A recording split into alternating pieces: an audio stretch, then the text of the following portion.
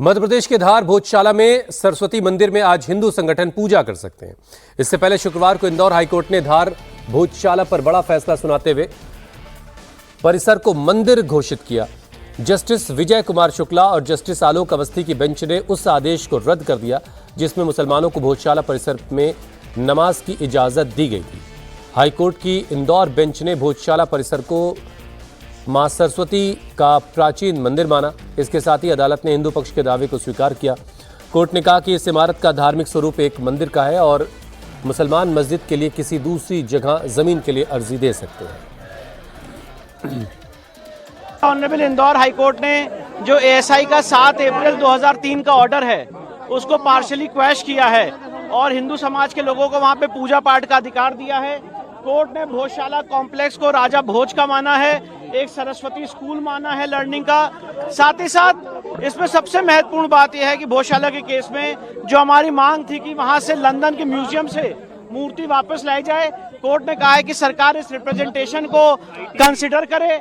और साथ ही साथ कोर्ट ने यह भी कहा है कि जो मुस्लिम पक्ष हैं वो सरकार को रिप्रेजेंटेशन दे सकते हैं, जो रिस्पोंडेंट नंबर 8 है मौला कमालुद्दीन की तरफ से, और उनको अल्टरनेट लैंड देने के लिए सरकार उस पर विचार करे।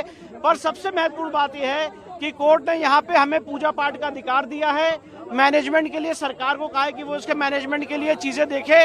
और जो एएसआई का ऑर्डर था 7 अप्रैल 2003 का, जो यहाँ पे नमाज की अनुमति देता था, उसको कोर्ट ने सिरे से खारिज कर दिया है। अब वहाँ पे सिर्फ पूजा होगी। उस पूरे परिसर का जो स्वरूप है वो एक हिंदू मंदिर का स्वरूप माना है कोर्ट ने, सरस्वती मंदिर का माना है। भोजशाला पर इंदौर हाईकोर्ट के फैसले का मध्य प्रदेश के सीएम मोहन यादव ने भी स्वागत किया। मुख्यमंत्री ने सभी पक्षों से अपील की कि वो कोर्ट के फैसले का सम्मान करें।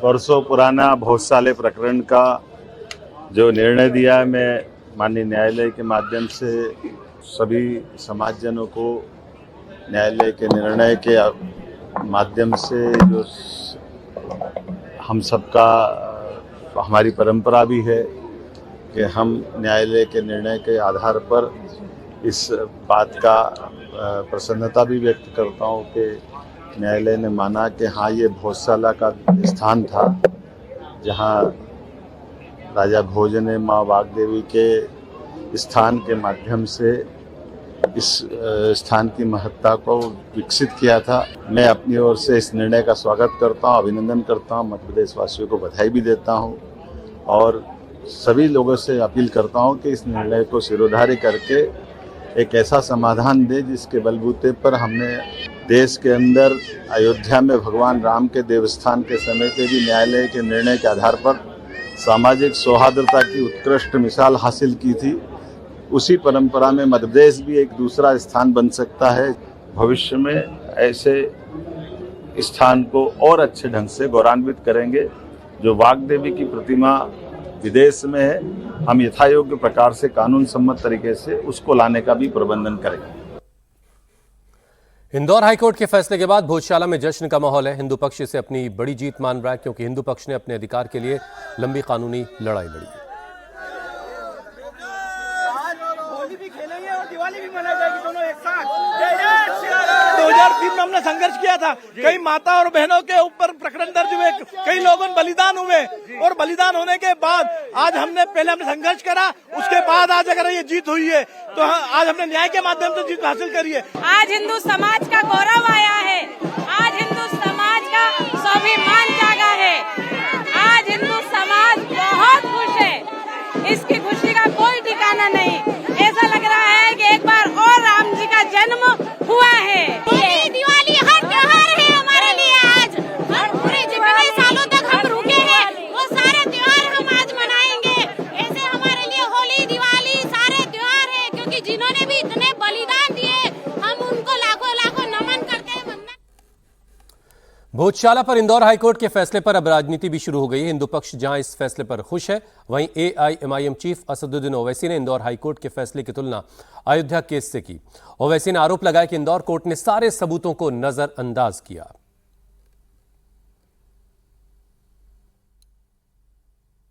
कोर्ट ने इसके पहले पूरी गवेषणा की। इस विषय की भारत की जो सबसे श्रेष्ठ संस्था है एएसआई से जांच कराई। उसके रिपोर्ट की कॉपी सब पक्षों को दी, पूरी आपत्तियां और बहस सुनी, उस स्थान को स्वयं देखकर आए।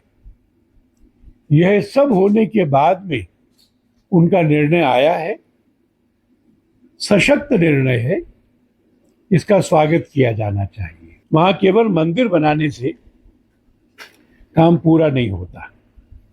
जब भोजशाला बनी थी तो ये स्थान संस्कृत के और अन्य आध्यात्मिक ग्रंथों का अध्ययन कराने वाला एक बड़ा विश्वविद्यालय था, जिसमें सारी दुनिया के लोग आते थे।